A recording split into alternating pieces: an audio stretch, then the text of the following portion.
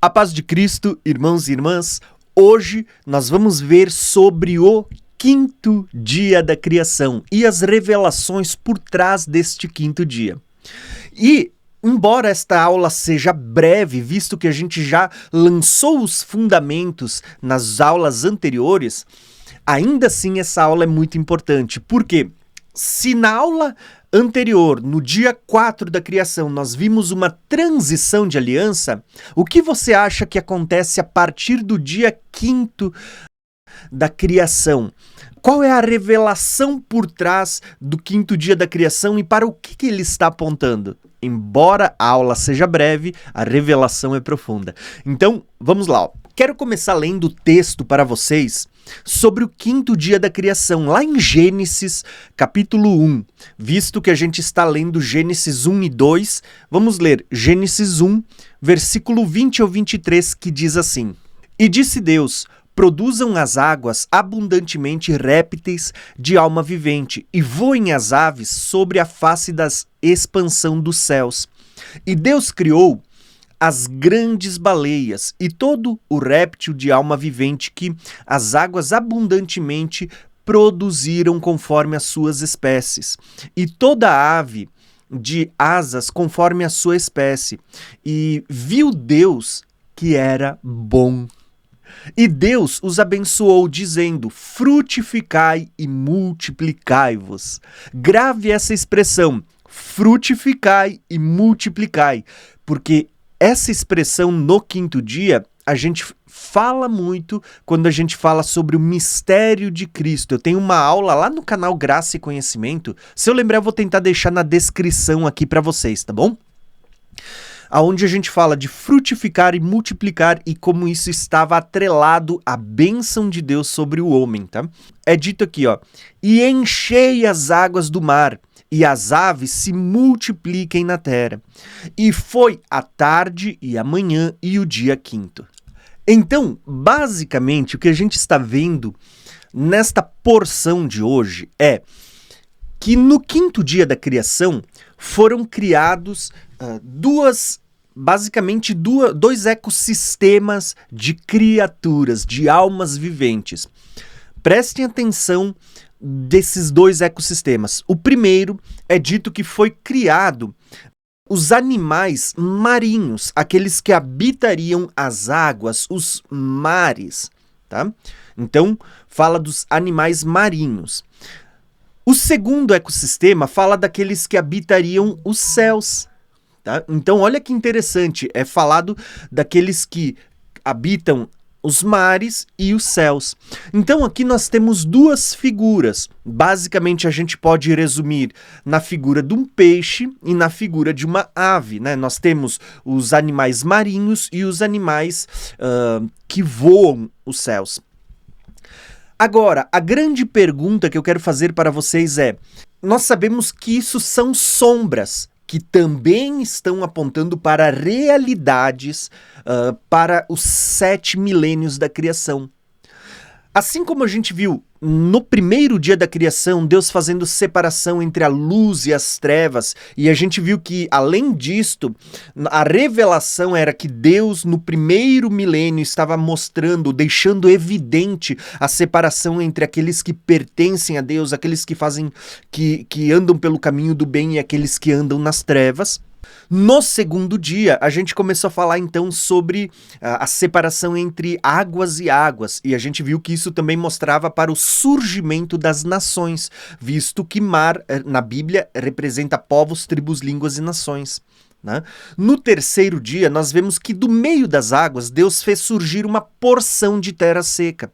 E a gente viu que essa porção de terra seca também apontava para um povo escolhido por Deus. Deus, dentre as nações, vai separar uma nação para ser a nação santa, a nação escolhida por Ele para fazer a pregação, a palavra resplandecer sobre todas as demais nações, né? Chegar ao restante do mundo. No quarto dia, nós falamos sobre o surgimento da lua, do sol, das estrelas, e nós vimos que aqui Deus estava mostrando que na plenitude dos tempos haveria uma transição de alianças, onde a lua representa para a velha aliança, o sol aponta para o surgimento do sol da justiça, que é Cristo, que também selaria uma nova aliança, e que as estrelas estavam apontando para a formação de uma descendência como as estrelas do céu, visto que no terceiro dia, Deus, por meio de Abraão, vai fazer uma descendência como a areia do mar. Então, nós estamos vendo aqui uma progressão da revelação, como cada dia da criação, ele também está apontando para uma realidade que aconteceria em cada um dos milênios da humanidade. Porém, quando a gente chega aqui no quinto dia, que é o que acabamos de ler, o quinto dia ele vai dizer que Deus agora começa a criar os animais, mas porém Deus não criou todos os animais. Veja que Deus não falou sobre os animais que habitam a terra. Deus apenas criou os animais marinhos e os que habitam os céus. Então, basicamente, você começa a ter aqui uma revelação. O que Deus estava querendo apontar no quinto dia da criação e qual a sua implicação a partir do quinto milênio. Né? Então aqui nós temos algo para analisarmos. Então, vamos para o nosso PDF, onde eu separei algumas informações que a gente vai falar nesse momento. No quinto dia, Deus vai abençoar o céu e os mares, com a bênção de frutificar e multiplicar, representando agora que a bênção de frutificar e multiplicar estaria sobre os gentios. Preste atenção que eu vou começar a mostrar isso para vocês, tá? Espalhada pelas nações. Lembra que no terceiro dia Deus estava abençoando através das árvores para que elas frutificassem, multiplicassem no dia que eu falei que apontava para o surgimento de uma nação que serviria a Deus, que era a nação de Israel, o povo hebreu. Agora, no quinto dia, você vai ver que essa bênção ela vai ser estendida a todas as nações. Inclusive, no terceiro dia, você vê que as árvores elas vão dar o seu fruto. Agora, no quinto dia, você vê que os animais que habitam os mares, presta atenção, lembra do que mar aponta? Povos, tribos, línguas e nações. Os animais que habitam os mares, eles também vão frutificar. Então, aqui nós temos algumas promessas ligadas ao quinto dia. Mas antes de falar dessas promessas, que também está ligado a um módulo que a gente vai ter no curso Escatologia Revelada, onde eu vou falar do mistério de Cristo revelado através das duas casas de Israel. A gente vai ter um módulo aqui no curso Escatologia Revelada só para falar disso, tá? Então, dentro desse módulo que eu estou preparando, tem uma aula chamada Frutificar e Multiplicar, que é o que está sendo dito aqui. Tá? Então tem muita revelação. Mas para não perder o foco, eu quero partir para o mapa que a gente já viu nas outras aulas, que é um mapa cedido para nós pelo pastor Felipe, onde a gente falou sobre os 4 dias. E eu quero só lembrar vocês dessa transição entre o quarto e o quinto dia para você conectar a revelação, caso você partiu desta aula, tá? Para você lembrar da revelação e entender o que está acontecendo agora no quinto dia e para o que ele está apontando, tá bom? Então vamos lá. Esse mapa, ele já é bem conhecido por vocês, inclusive a gente já abordou ele, se eu não me engano, na 4ª aula, onde eu basicamente expliquei um resumo de todo esse mapa. Mas se você quiser adquirir, ele vai estar na descrição do vídeo para você também poder estar adquirindo esse mapa. Porém, hoje eu quero mostrar para vocês o quarto para o quinto dia, essa transição. E qual é o marco importante que a gente vê na transição entre o quarto e o quinto dia? Está aqui, ó. Quando a gente olha para o quarto dia, nós precisamos lembrar que o quarto dia ele começa exatamente quando se completa 3.000 anos e um dia. 3.000 anos e um dia, esse um dia já pertence aos primeiros momentos do quarto dia da criação. Então, todo esse período que vai desde o ano 3001 até o ano 4.000, ele pertence ao quarto milênio ou também ao quarto dia profético. Então, todos esses eventos, inclusive este evento que para mim é o mais importante, que é o nascimento de Jesus, tá? Como eu já expliquei na aula passada, Jesus nasceu por volta do ano 6 a.C. Muito provavelmente ali nesse período, ali até 2 anos antes de Herodes morrer, no mínimo, né? No mínimo, pode ser até mais, mas no mínimo até 2 anos antes de Herodes morrer, porque a gente tem ali Herodes perseguindo, né, e mandando matar crianças de até 2 anos. Então a gente entende que é esse período, basicamente. E Herodes morreu no ano 4 antes de Cristo. Então, a gente sabe que existe ali essa defasagem de calendário ali, de cálculos, né? Que a gente precisa levar em consideração. Então, uma data aproximada é que Jesus tenha nascido entre 4 a 6 ou até um pouquinho mais antes de Cristo. Olha só que interessante, né? Isso em relação ao nosso calendário que usa como base o ano Domini, né? Quando a gente olha para essa informação, nós sabemos que Jesus nasceu no 4º dia, ou no 4º milênio, bem no finalzinho, tá? E ele viveu essa transição entre o 4º dia e o 5º, tá? E basicamente o ministério de Jesus, ele foi desenvolvido, vou mostrar nessa tabela para vocês, o ministério de Jesus, ele foi desenvolvido basicamente nesse período que pertence ao 5º dia da criação. Então, a partir dessa linha pontilhada aqui preta, é já a transição entre o fim do 4º milênio, ele insere justamente nessa linha pontilhada vermelha, e a partir dessa linha pontilhada preta nós temos então o início do 5º milênio, ou também o 5º dia profético, né, o 5º dia milenar. Então, basicamente, aqui nós temos uma história que vai nesse período aqui, ó, nessa tarja cinza. Vou mostrar para vocês aqui, ó. Cada tarja destas representa uma cinza, uma branca, uma cinza, uma branca. Cada tarja dessas representa um intervalo de 100 anos. Então, quando a gente vem aqui para Jesus e a gente olha para esse intervalo cinza, nós temos basicamente dentro desse período um intervalo de 100 anos. Até vou mostrar aqui embaixo para vocês, ó. Nós temos aqui, ó, um intervalo entre o ano 4000 até o ano 4100, né, que já pertence ao 5º milênio. Nós temos um intervalo de 100 anos, onde nós temos o Novo Testamento, tá? Então perceba que o Velho Testamento, ele é um período muito longo, de 4000 anos de história. O Novo Testamento, ele tem apenas um século, né? O último livro a ser escrito foi o livro de Apocalipse, que é depois do ano 90, por volta do ano 90, 96, por ali, tá? Então, basicamente, nós temos aqui sendo narrado um período de cerca de 100 anos neste período, que pertence ao 5º milênio, ou ao 5º dia da criação.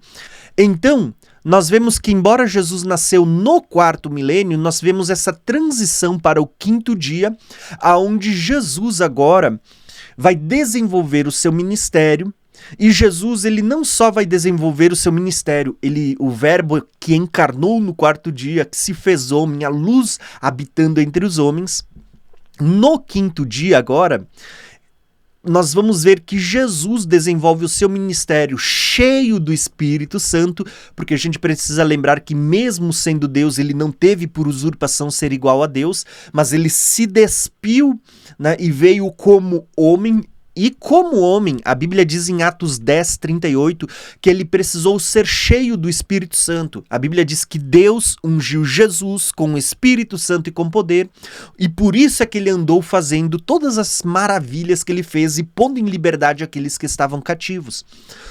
Então você vai ver que Jesus é cheio do Espírito Santo, desenvolve o seu ministério e, por fim, antes de ascender ao céu, ele manda os seus discípulos permanecerem em Jerusalém, porque a gente vai ver que ele vai dizer: vocês também vão receber a promessa do Pai, vocês também vão ser cheios do Espírito Santo e assim serão minhas testemunhas em Jerusalém, Judéia, Samaria e até os confins da terra.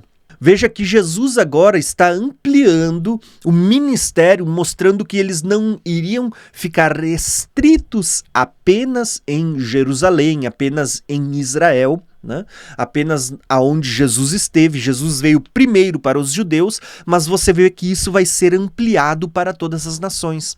Até o tempo do fim, onde volta no tempo do fim para Israel de novo. E isso a gente vai aprender naquele módulo sobre o mistério de Cristo, porque a gente vê que começa com os judeus, passa por 10 tribos até terminar em Benjamim, que está apontando também para a tribo de Judá, né?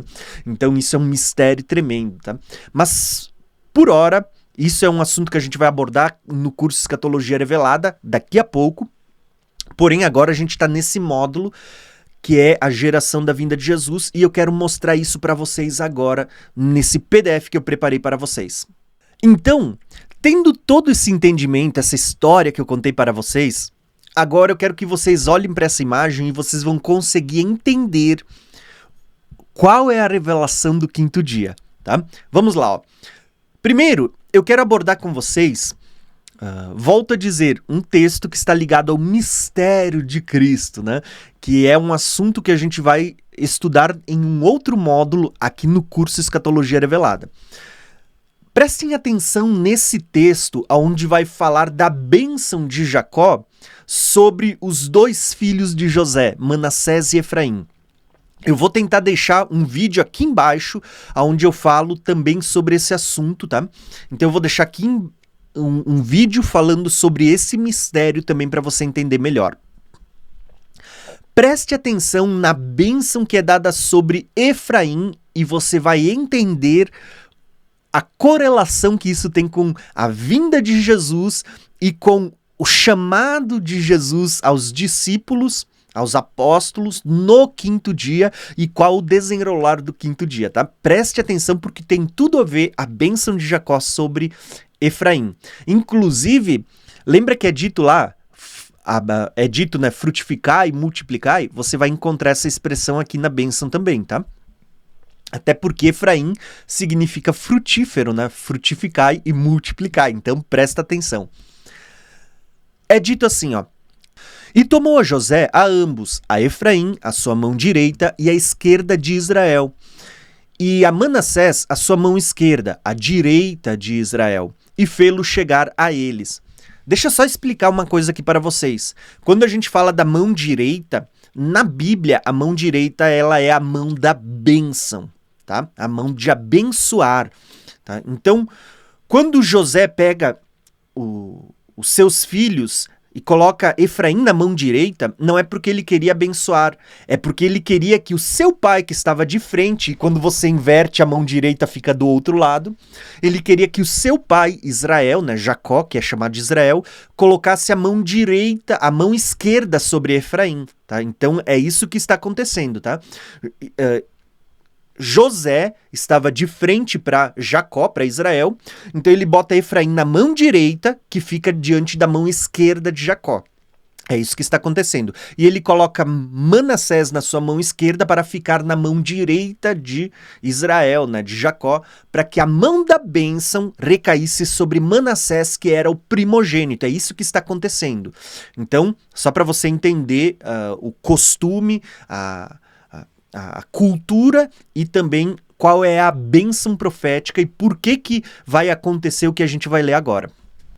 Mas Israel estendeu a sua mão direita e pôs sobre a cabeça de Efraim, que era o menor, e a sua mão esquerda sobre a cabeça de Manassés, dirigindo as suas mãos propositadamente, não obstante Manassés ser o primogênito. E abençoou a José e disse: o Deus cuja presença andaram os nossos pais, os meus pais, Abraão e Isaque, o Deus que me sustentou desde que eu nasci até este dia, o anjo que me livrou de todo mal, abençoe estes rapazes, e seja chamado neles o meu nome, e o nome dos meus pais, Abraão e Isaque, e multiplique-se como peixes em multidão no meio da terra. Grave essa expressão, irmãos. Preste atenção, Efraim se chama frutífero. Lembra de multiplicar e frutificar? Então agora você vai ver que Jacó Israel, né, está botando as mãos sobre os dois filhos de José, mas ele faz uma coisa, ele inverte as mãos.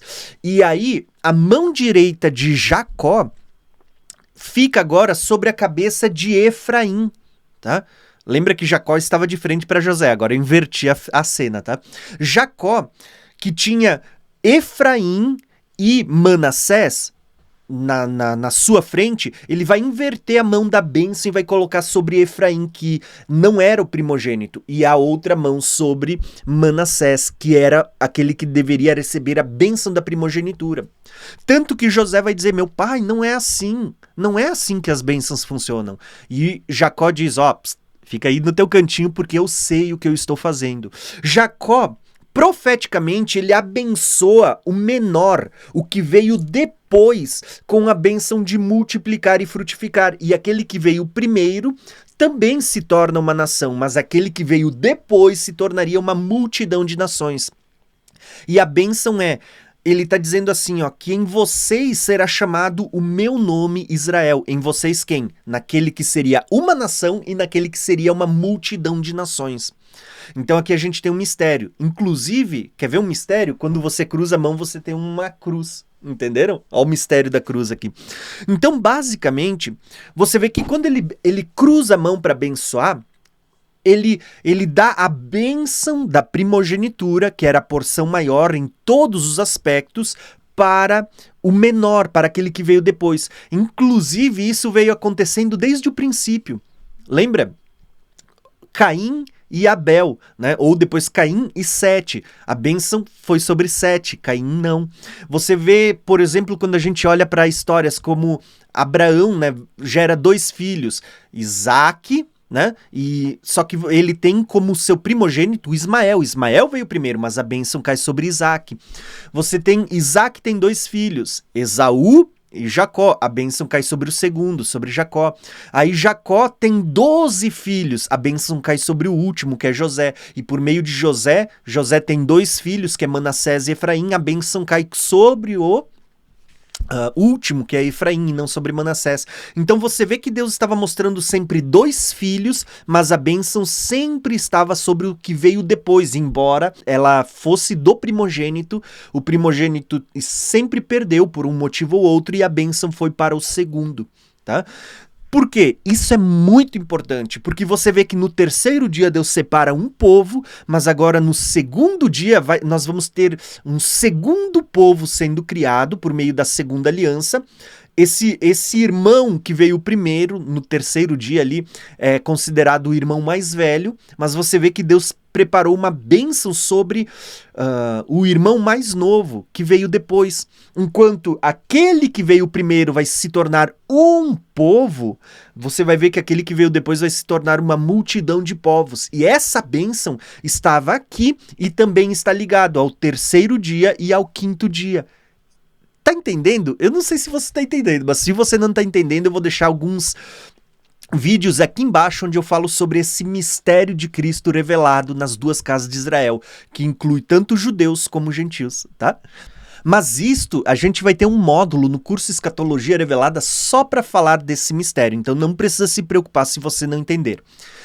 Mas o que eu quero mostrar para vocês é que a bênção que vai recair sobre esses 2, mas a gente vê que ela está principalmente sobre Efraim, é que Efraim, gravem aqui o que está sendo dito no versículo 16, que nele seria chamado o meu nome, Israel, ou seja, Israel não recairia sobre as 12 tribos, ou sobre o primogênito das 12 tribos, né, dos 12 filhos de Jacó de Israel. Tá? Mas o nome de Israel seria chamado através desses filhos de José, mais especificamente em Efraim. Efraim é que seria chamado de o Israel futuramente, ou hoje em dia, o Israel de Deus. Tá? Tem muito mistério aqui, inclusive a gente vai ter um módulo só para isso, tá? É dito para eles, inclusive a mão da bênção está sobre Efraim. Lembrem desse detalhe, a mão da bênção está sobre Efraim. Embora os 2 estejam sendo abençoados, a porção maior da bênção vai ser sobre Efraim, a primogenitura, a bênção de Deus, né? Então, é dito assim, ó, multiplique-se como peixes, tá? Multiplique-se como peixes em multidão no meio da terra. Primeira coisa que eu vou dizer para vocês, que bênção é essa que eles deveriam se multiplicar como peixes, né? Em segundo lugar, peixes sobre a terra. Que bênção é essa, né? De multiplicação que está sendo dada para Efraim, para Manassés e Efraim, mas a gente vai ver que ela vai recair sobre Efraim, tá? Que bênção é essa? Tá? Gravem essa expressão porque você vai ver que ela está totalmente ligada ao quinto dia. Embora Jacó ele tenha vindo no terceiro dia e a bênção foi dada no terceiro dia, você vai ver que o cumprimento dela começa agora no quinto dia, tá? Aonde você vê que no quinto dia está sendo criados os peixes que estão nos mares, tá? Lembra? No segundo dia a gente falou da criação dos mares, que apontava para as nações. Agora no quinto dia você vai ver os peixes que habitam os mares. Eu acho que assim, ó, se você captou, você já entendeu. Mas se você não entendeu, no final eu vou explicar isso que eu acabei de falar para vocês, tá? Então vamos lá, ó. Vamos ler o resto do texto e você vai entender. Então, é dito que eles deveriam multiplicar-se como peixes, como uma multidão sobre a terra. Inclusive, essa palavra multidão é a mesma que é usada para falar de plenitude. Plenitude das nações, plenitude do povo de Deus, enfim, né? Versículo 17. Vendo, pois, José que o seu pai punha a sua mão direita sobre a cabeça de Efraim, foi mal aos seus olhos e tomou a mão do seu pai para transpor sobre a cabeça de Efraim e a cabeça de Manassés. E José disse a seu pai, não assim, meu pai, porque este é o primogênito, ou seja, Manassés era o primogênito, era quem deveria receber a bênção da mão direita, a bênção da primogenitura. Talvez para vocês esteja ao contrário, mas é porque eu tô de frente para vocês, tá? Mas a minha direita é deste lado, tá? A minha direita, tá? Então só para vocês entenderem, talvez para você apareça diferente. Mas essa é a minha mão direita. Então, é dito assim, ó. E José disse ao seu pai, não assim, meu pai, porque este é o primogênito. Põe a sua mão direita sobre a cabeça, a sua cabeça, né? A cabeça de Manassés. Mas o seu pai recusou e disse, eu sei, meu filho, eu sei. Tá? Também ele será um povo, ou seja, Manassés também será um povo, o mais velho também será um povo. É isso que ele está dizendo, o mais velho também vai ser um grande povo. E também será grande. Contudo, o seu irmão menor, ou seja, o mais novo, o que veio depois, ele será maior que ele, e a sua descendência será uma multidão de nações. Lembra que a gente falou no terceiro dia que Abraão, ele seria uma multidão de nações e que em Abraão seriam benditas todas as nações da terra? Inclusive, existe uma descendência de Abraão que é terrena, mas existe uma descendência que é como as estrelas do céu, porque essa descendência, ela é uma descendência que são os filhos segundo a fé e não segundo a carne. Tá tudo ligado, irmãos. Aqui você está vendo a bênção que estava sobre Abraão, que passou para Isaac, que passou para Jacó. Jacó agora está passando para, por meio de José e ao seu filho Efraim. Ele está dizendo, este é aonde vai se cumprir a promessa de Deus a Abraão, que em Abraão serão benditas todas as nações da terra. Tá aqui, ó. Efraim seria uma multidão de nações. Como isso aconteceu? Para você ver isso, você vai precisar assistir um módulo que a gente vai ter daqui uns meses aqui no curso Escatologia Revelada, tá? Falando sobre esse mistério. Versículo 20 diz, e assim abençoou naquele dia, dizendo, em ti abençoará Israel, dizendo, Deus te faça como a Efraim e como a Manassés. E pôs Efraim diante de Manassés. Então veja, sempre que a gente lê na Bíblia um nome primeiro, tipo Caim e Abel, Caim é porque ele era o mais velho, Abel veio em segundo, mais novo. Quando a gente lê, por exemplo, Manassés e Efraim, Manassés era o primogênito, por isso que era citado primeiro. Mas Jacó inverte, Jacó diz assim, então em vocês seja chamado o meu nome, em Efraim e em Manassés. O que Jacó fez? Ele colocou Efraim na frente de Manassés. Ele botou a bênção da primogenitura, quando ele inverte as mãos, sobre Efraim. E Manassés, que era o mais velho, em segundo. Basicamente, nós temos aqui uma tipificação das duas alianças. A primeira aliança, a aliança mais antiga, que veio primeiro, que está apontando para o Israel, que foi criado no terceiro dia, é o irmão mais velho. E você vai ver agora, a partir de Cristo, o nascimento da nova aliança e, portanto, um novo povo, uma nova bandeira. E é interessante que esse povo, tá, esse irmão mais velho, é sobre quem vai recair a bênção de alcançar. Enquanto esse irmão mais velho se tornou uma grande nação, esse irmão aqui vai se tornar uma multidão de nações. E é onde vai cumprir-se a bênção feita a Abraão, que em Abraão seriam benditas todas as nações da terra. Tá? Então olha que mistério profundo que a gente começa a ver. E a gente vai ver isso se cumprindo quando? No quinto dia. Por isso que é importante, a gente gastou bastante tempo, né, até agora em cada um dos dias, mas porque eu queria chegar aqui e mostrar isto para vocês. No sexto e no sétimo ainda tem mais revelação. Mas olha só que interessante.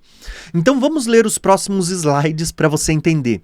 Lá em Israel, ou seja, em Jacó, nós vemos que Jacó abençoa Efraim dizendo: multiplique-se. Né? Jacó abençoa Efraim e Manassés, colocando Efraim diante de Manassés e dando a bênção da primogenitura a Efraim, dizendo: multipliquem-se como peixes sobre a terra. E aonde que a gente vai ver o cumprimento desta promessa, dessa bênção profética sobre Efraim? No quinto dia. Por quê? Olha só que interessante. Nós já vamos entender isso e quando a gente chegar lá no final dessa aula, eu vou mostrar o mapa e vou explicar isso melhor. Mas agora eu quero mostrar para vocês. Quando que a gente vê isso acontecendo? A gente vê no Novo Testamento. Olha só o que diz Mateus 4, quando Jesus aparece aos primeiros discípulos e chama eles para ser seus seguidores. O que Jesus fala para os seus primeiros discípulos? Preste atenção. É dito assim, ó. E Jesus, andando junto ao mar da Galileia, viu 2 irmãos, Simão, chamado Pedro, e André, 2 discípulos, Pedro e André, e seu irmão, né? Os quais lançavam as redes ao mar, porque eram pescadores, tá? E disse-lhes: vinde após mim, e eu vos farei pescadores de homens. Olha que lindo isso, irmãos. Eu vou ler todo o texto, depois eu já vou explicar isso para vocês. Então eles, deixando o lago e as redes, né, seguiram-no. E adiante dali, viu outros 2 irmãos, Tiago, filho de Zebedeu, e João, seu irmão, num barco com seu pai Zebedeu, consertando as redes, e chamou-os, e eles, deixando imediatamente o seu barco, seguiram-no. Então, basicamente, o que a gente tem aqui? O chamado. E você vê que Jesus, quando começa a chamar os discípulos, ele vai dar agora a revelação do chamado. Qual é a revelação? Para o que vocês estão sendo chamados? Qual vai ser o motivo da vida de vocês? Pescar homens. Aqui muitas pessoas, quando leem, pensam: não, Jesus só falou dessa forma porque ele usou um linguajar, porque ele estava falando com pescadores. Então, ele usou um jogo de palavras que os pescadores entendiam. Mas não, isso vai muito além. Quando Jesus chama esses pescadores, Jesus está chamando e ele está usando aqui as palavras da bênção de Jacó. Quando Jacó abençoa Efraim, ele diz: você vai se multiplicar como peixes sobre a terra. Agora, Jesus está chamando e está montando um ministério de pessoas que pescariam esses peixes que estão espalhados sobre os mares, né? Ou sobre a terra. Tá? Né? Mas a ideia é, veja que a bênção de Jacó era que Efraim se multiplicaria, seria espalhado pelas nações. Né? Isso aconteceu no cativeiro da Síria. Efraim foi espalhado, Israel foi espalhado e nunca mais voltou. Né? No cativeiro da Babilônia, Judá voltou, mas Efraim nunca mais voltou. Efraim foi semeado entre as nações. Aquele que foi chamado de frutífero foi semeado. E lembra que uma semente, quando cai, ela multiplica. Né? Jesus falou isso dele mesmo, que se ele não caísse na terra, ele não daria frutos, mas se ele morresse, muitas sementes viriam disso, né? Então, quando Efraim foi semeado entre as nações, agora ele foi semeado como peixes sobre a terra. E Jesus, quando ele vem no quinto dia, ele está chamando pessoas para pescar agora esses peixes espalhados sobre as nações. Está entendendo a revelação? Quando que isso acontece? Exatamente no quinto dia. Por isso que a bênção que você vê lá no terceiro dia, que é quando surge a nação de Israel, quando surgem as 12 tribos de Israel, aquela bênção, ela vai começar a ter o seu cumprimento aqui no quinto dia. Assim como eu falei das estrelas do céu e areia do mar, aqui nós temos uma outra revelação que traz a mesma ideia por trás dela. Você vê que agora, no quinto dia, é que começa essa ideia de vamos pescar os peixes. Só que por que isso se dá no quinto dia? Porque foi exatamente no quinto dia da criação que Deus também criou os peixes da terra. Perceberam como está associado o que Deus fez no quinto dia da criação e o que Jesus agora está fazendo no quinto dia da criação quando ele veio? Da mesma forma como Deus criou os peixes no quinto dia, os mares já existiam desde o segundo dia, né, que apontava para as nações. Agora, no quinto dia, Jesus vai começar a pescar esses peixes que foram criados. Assim como no quinto dia da criação você vê o surgimento dos peixes, no quinto milênio você vai começar a ver o surgimento da pesca desses peixes, né, que aponta para almas. E eu quero adiantar algo para vocês. Em breve nós vamos ter uma caravana para Israel, uma caravana chamada Graça e Conhecimento para Israel, aonde a gente vai andar de barco no Mar da Galileia, exatamente neste lugar onde Jesus chamou os discípulos para serem pescador de homens. E eu quero convidar você para estar junto comigo, tá bom? Para mais informação, eu vou deixar esse link aqui na descrição para você também poder participar desta caravana que a gente vai pegar desde o Egito até Israel, tá bom? Então fica esse convite para vocês. O que eu quero mostrar para vocês agora é Pedro, quando ele estava em Jope. Inclusive, nessa caravana a gente também vai passar em Jope, né? Onde Pedro esteve. Em Atos 10, nós temos uma passagem onde Pedro, ele está em Jope, na casa de Simão, um curtidor, e ele vai ter uma visão de um lençol descendo diante dele quando ele está no terraço orando, né, a Deus.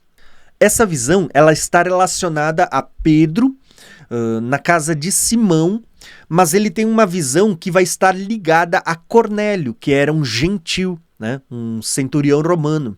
Tá? Então preste atenção na visão. Olha só o que é dito aqui, ó.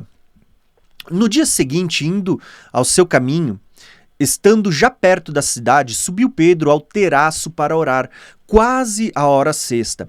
E tendo fome, quis comer, e quando lhe o preparavam, sobreveio-lhe um arrebatamento de sentidos, tá? Um êxtase, né? E viu o céu aberto, tá? Olha o céu aberto aqui. E descia um vaso, como se fosse um grande lençol atado pelas 4 pontas. Lembra que 4 pontas aponta para os 4 cantos da terra, né? No qual havia de todos os animais quadrúpedes e feras e répteis da terra e aves do céu. Tinha tudo aqui, tá? Tinha de tudo. E foi-lhe dirigida uma voz: levanta-te, Pedro, mata e come. Mas Pedro disse: de modo nenhum, Senhor, porque nunca comi coisa alguma comum ou imunda. E a segunda vez lhe disse a voz: não faças tudo comum ao que Deus purificou. Essa expressão, não faça comum o que Deus purificou, é muito interessante. Tá? Em outra oportunidade eu vou falar para vocês, mas isso está ligado, por exemplo, também ao pão que estava lá no tabernáculo. Lembra dos 12 pães na mesa dos pães da proposição? Aquele pão era chamado de um pão santo, porque Deus santificava, era santo ao Senhor. Quando Davi está fugindo de Saul, ele chega até o tabernáculo e ele pede ao sacerdote: não tem pão para mim e os sacerdotes, né, para mim e os soldados? E o sacerdote responde: eu não tenho pão comum, eu só tenho pão santo, eu não tenho pão comum. E você vê que naquele momento ele pede, ao menos se vocês tivessem se guardado de mulheres e tal, né? E aí Davi vai dizer, não, mas a gente não manteve relações, a gente não faz isso quando vai pra batalha. Então você vê que o sacerdote dá pra ele pão santo, porque ele não tinha pão comum. Aqui é a mesma coisa. Deus está dizendo assim, ó, não considere imundo, não considere comum aquilo que eu santifiquei. Ou seja, só para você entender, um judeu, ele não comia certos tipos de animais. Por quê? Porque eles são considerados imundos. Inclusive, olha que interessante, só uma curiosidade. Quando a gente viajou para Israel, da última vez, inclusive se você for comigo desta vez, você vai ver esta curiosidade. Lá tinha McDonald's, mas o McDonald's de Israel não tem bacon. Por quê? Não é considerado uma comida kasher, uma comida pura, tá? Porque faz parte desses animais que são considerados imundos segundo a lei.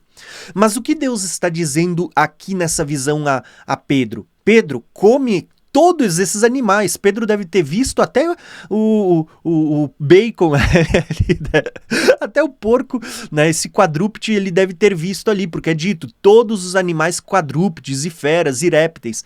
Pedro se nega a comer. Até o bacon ali diante dele, ele se nega, né? Mas o que Deus diz? Não considere comum ou imundo, né? Comum aquilo que eu purifiquei. O que Deus estava mostrando? Que os animais dos 4 cantos desse lençol, dessas 4 pontas, que para os judeus era impuro, agora eram santificados aos olhos de Deus. Só que animal na Bíblia, ele aponta para pessoas. Lembra que Daniel tem a visão de 4 animais, e os animais apontavam para reinos de pessoas, né? Impérios governado por pessoas, cujas nações eram feitas de povos, de pessoas. Então, basicamente, você vê que quando Pedro ele tem essa visão, ele considera imundo. Tá? Eu já vou explicar isso. Por que Pedro está pensando que pessoas são imundas? Eu já vou explicar isso para vocês também. Mas Pedro ele tem essa visão que está tipificando animais. E ele diz, não, eu não vou comer coisa imunda. Nunca fiz isso. Sendo judeu, o judeu não come coisas imundas. Então ele disse, eu nunca comi. Mas você vai ver que por 3 vezes a voz diz, né? Mata e come, e não considera comum aquilo que eu santifiquei, tá? Então a primeira coisa que eu vou dizer para vocês, se você aceitou Jesus, tá? Você não é uma pessoa comum, tá? Você não é mais comum. Agora, vamos lá, ó. Lendo o texto, você vai ver que é dito assim, ó. E aconteceu isto por 3 vezes, e o vaso tornou a recolher-se ao céu. E estando Pedro duvidando entre si acerca do que seria aquela visão que ele tinha visto, eis que homens que foram enviados por Cornélio. Quem era Cornélio? Ele era um gentil. Pedro era judeu, mas ele estava diante agora de homens enviados por um gentil. Homens enviados por Cornélio pararam à porta, perguntando pela casa de Simão. E chamando, perguntaram se Simão, que tinha por sobrenome Pedro, morava ali. E, pensando Pedro naquela visão, disse-lhe o Espírito Santo, eis que 3 homens te buscam. Levanta-te, pois, desce e vai com eles, não duvidando, porque eu os enviei. Então, para resumir a história, não botei todo o texto aqui, mas vou explicar para vocês. Então Pedro ele vai junto com esses homens enviados por Cornélio. Quando ele chega até Cornélio, ele vai pregar para as pessoas que estão ali. E quando Pedro prega, a Bíblia diz que ele nem terminou, não deu nem tempo de fazer o apelo. Quem quer aceitar Jesus? A Bíblia diz que o Espírito Santo foi derramado sobre eles. Eles falaram em línguas como os outros no princípio, né? Falavam das maravilhas de Deus e tudo mais. E Pedro entendeu que a visão dos lençóis não era animais simplesmente, mas que aqueles animais representavam as nações, visto que o judeu se considera puro diante dos gentios. Os gentios eram impuros. E lembra que o judeu não gostava de samaritano porque o samaritano era uma espécie de de israelita que havia casado com gentios, havia se misturado por meio de casamento com estrangeiros, gentios. Então, por isso que o judeu não gostava do samaritano, simplesmente porque ele era uma espécie de israelita misturado, né? Não era um israelita puro, um hebreu puro, ele era misturado. Por isso que o judeu não gostava do samaritano, tá? Por isso que até a mulher samaritana fica surpresa quando Jesus diz, mas sendo tu judeu, conversa com uma mulher samaritana, né? Então imagina, se o judeu não conversava com o samaritano, que ele era uma mistura, né, de povo hebreu, de povo israelita, com gentil, imagina um gentil puro, né? Que é pior ainda. Então, para os judeus, na cultura judaica, eles consideravam impuro um gentil. Mas o que Deus está mostrando para Pedro por meio dessa visão? Ele está dizendo, não considere comum, não considere impuro, imundo, aquilo que eu santifiquei. Por isso, quando Jesus chama os discípulos para serem pescadores de homens, você vê que a figura do peixe, ela está atrelada a pessoas que estão sendo alcançadas, estão sendo ganhas, estão recebendo a revelação do evangelho. E detalhe, isso não era só em Israel, mas foi espalhado sobre as nações. Então, olha quanta revelação. Vai guardando tudo isso, porque no final eu vou fazer um resumo de tudo isso, mostrando no mapa mental. Então, grava isso. Por isso, inclusive, que você vai ver que os próprios discípulos de Jesus e as pessoas que iam crendo em Jesus, elas criaram um símbolo que identificava elas como seguidoras de Cristo já no princípio da igreja primitiva, que era o símbolo de um peixe, né? Veja bem, o símbolo dos cristãos na era primitiva era um peixe. Era a forma deles se identificarem, porque Jesus chamou para serem pescador de homens. Então eles tinham como um peixe o símbolo da igreja primitiva.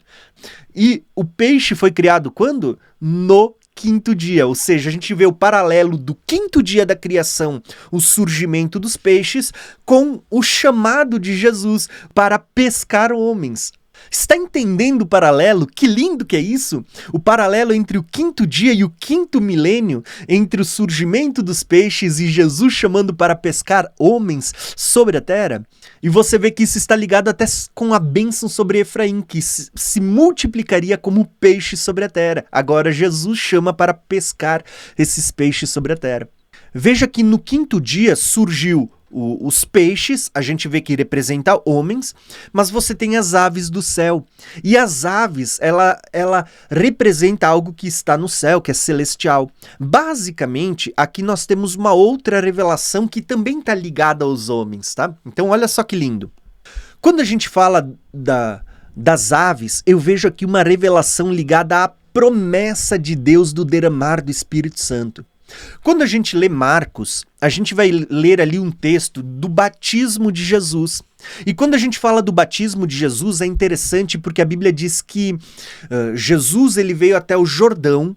Inclusive, eu não tenho como não falar disso, a gente vai ter nessa caravana um batismo no Rio Jordão, tá? Onde se você tiver o sonho, o desejo e a possibilidade, a gente vai realizar um batismo lá no Rio Jordão e eu quero te convidar também, tá? Mas a primeira coisa que eu quero dizer para vocês é que quando você vê o batismo de Jesus, é dito ali o seguinte, que Jesus, quando ele vem ao Jordão para ser batizado, a Bíblia diz assim, ó, que assim que ele saiu da água, Jesus viu o céu se abrindo e o Espírito descendo como uma pomba sobre ele. E aí então nós vemos do céu uma voz dizendo, tu és o meu filho amado e em ti eu me agrado, em ti eu me comprazo, em ti eu tenho prazer, né? Então basicamente aqui nós vemos o Pai, o Filho e o Espírito Santo, uma manifestação tríplice, né? Onde você vê Jesus, que está no Rio Jordão, você vê o Pai, que está no céu, e você vê o Espírito descendo em uma forma corpórea. Não que o Espírito seja uma pomba, mas foi a forma visível, uma espécie de teofania, onde ele se manifesta visivelmente aos que estavam ali, descendo sobre Jesus. Então você vê, nesse momento, o Pai que está no céu, Quando o Espírito está descendo sobre Jesus, o Pai, né, na manifestação dessa voz, declara: este é o meu Filho amado, em quem eu me comprazo, em quem eu tenho prazer. Tá? Então, basicamente, nesta manifestação tríplice, nós vemos ali o Espírito descendo em forma corpórea de pomba. O que a gente vê? Que a ave, ela representa uma manifestação do que é espiritual. Da mesma forma como os corvos, eles representam demônios, espíritos imundos, como a gente vê, é uma representação, uma tipologia, você vai ver que a pomba representa o Espírito Santo, né? Fala do que é limpo, do que é puro. Então a gente tem ali figuras, tá? Mas basicamente aqui a gente tem essa figura do Espírito Santo como uma ave. Então no quinto dia nós temos também essa manifestação que está apontando para o derramar do Espírito Santo sobre todas as nações.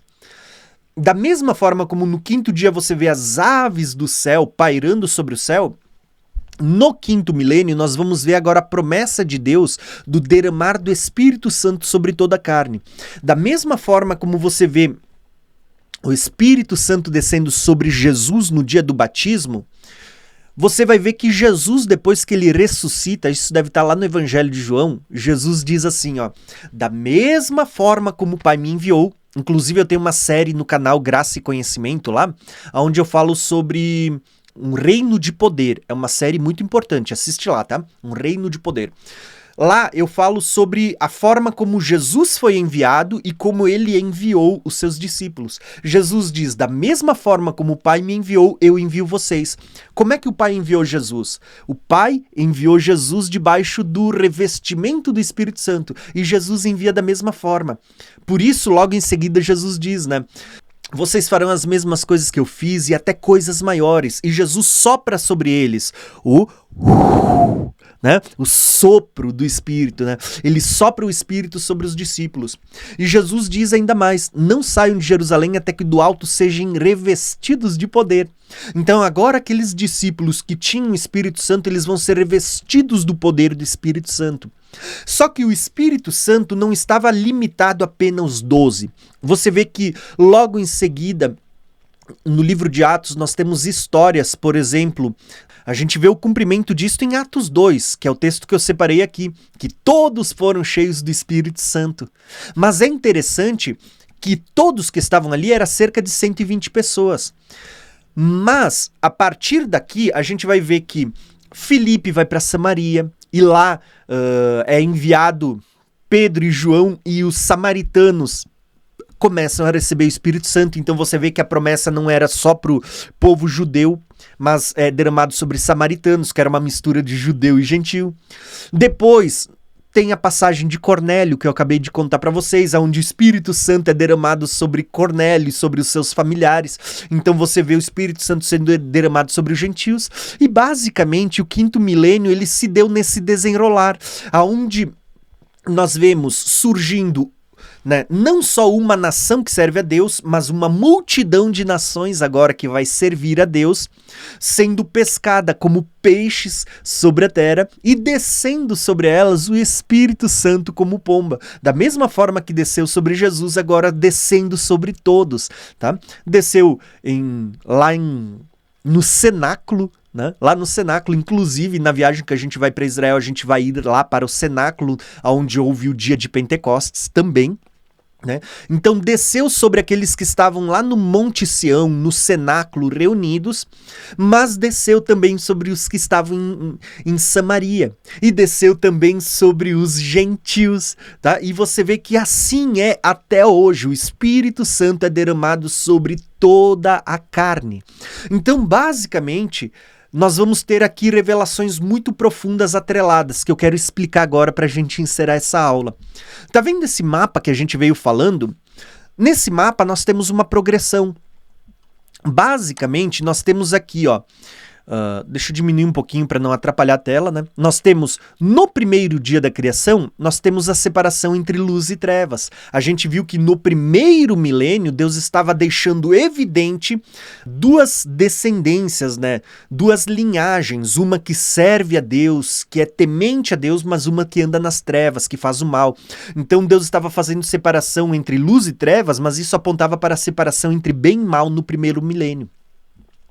No segundo dia, Deus faz a separação entre as águas, mas a gente vê que no segundo milênio isso estava apontando para a separação entre nações, visto que mar, né, águas representam povos, tribos, línguas e nações. Então você vê que depois do dilúvio, que também está ligado a águas, você vê que dos 3 filhos de Noé vêm todas as nações, né, as primeiras nações, o surgimento das primeiras nações. E na própria Torre de Babel nós vemos Deus espalhando essas nações, né? No terceiro dia, e aqui deixa eu só fazer uma colocação que é importante. Eu falei isso na aula anterior, mas eu vou falar melhor agora e na próxima aula vou ampliar mais ainda. Você vai ver que esses 3 primeiros dias foi a preparação, mas que os próximos 3 dias eles complementam cada dia anterior. Então, basicamente, você vai ver que no primeiro dia Deus fez a separação entre luz e trevas, mas Deus vai criar os luzeiros para diferenciar luz e trevas só no 4º dia. Então, o 4º dia está ligado ao primeiro. No segundo dia, Deus ele faz a separação entre as águas do mar, né? A separação entre as águas, que aponta para nações. Mas no 5º dia, você vê que Deus vai criar os peixes que vão estar sobre as águas.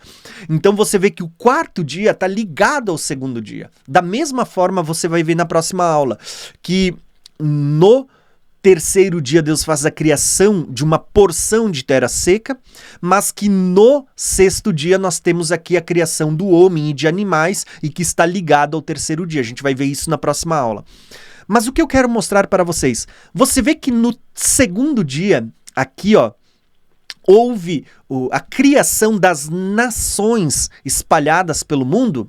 Você vai ver que agora, no 5º dia, Deus vai estar buscando peixes, pessoas que estão espalhadas sobre as nações, e é a partir de Cristo, da morte de Cristo, que agora a salvação, ela vai ser espalhada sobre as nações e todo mundo vai ter acesso à salvação por meio de Cristo? Então, você vê que aqui tem muita revelação, tá? Eu sei que a aula já tá um pouquinho longa, mas eu quero dizer, tem muita revelação. Então, basicamente, eu quero resumir para vocês.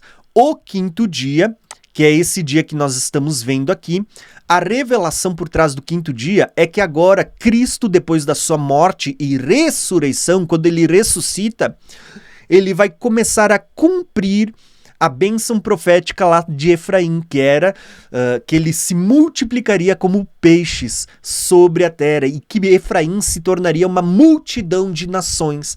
Agora, Jesus vai começar a fazer com que aquela palavra, aquele evangelho que foi anunciado primeiramente a Abraão, que em Abraão seriam benditas todas as nações da terra, Jesus vai começar a cumprir a promessa feita lá a Abraão.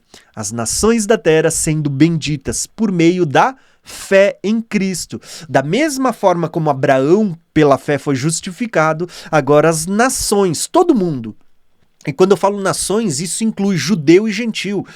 O judeu que crê em Cristo, ele é justificado pela fé e se torna igreja. Os gentios que creem em Cristo são justificados pela fé e se tornam igreja.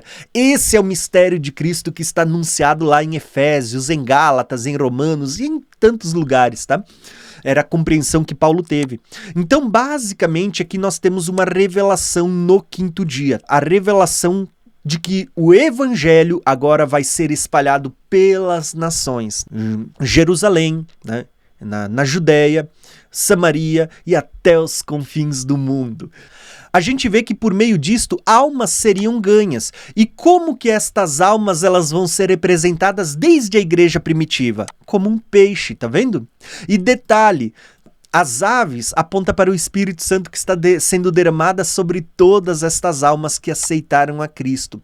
Estão sendo seladas com o Espírito da promessa. Então, basicamente, aqui nós chegamos no quinto dia. Então, acrescentamos uma informação a mais nesse nosso mapa. Até o final das 40 aulas, esse mapa ele vai ficar lotado, não vai caber mais informação, tá? Eu quero encerrar esta aula por aqui, mostrando todos esses paralelos. Ficou até um pouquinho mais longa do que eu esperava essa aula, tá? Mas eu acredito que tem muita revelação. Agora nós vamos para o 6º dia na próxima aula, tá? Então, esta aula 6, basicamente, eu tive que dividir ela em 7 partes. A aula era para ser uma única aula, mas é uma aula dividida em 7 porções, tá bom? Onde em cada dia a gente está abordando um dia que aponta também para um milênio. Então, um abração e até a próxima aula, onde a gente vai abordar o 6º dia da criação. E o 6º dia tem muita revelação, até porque fala do número 6, né? O número 6 já tem, um mistério ali também, tá bom? Então, um abração e te vejo na próxima aula.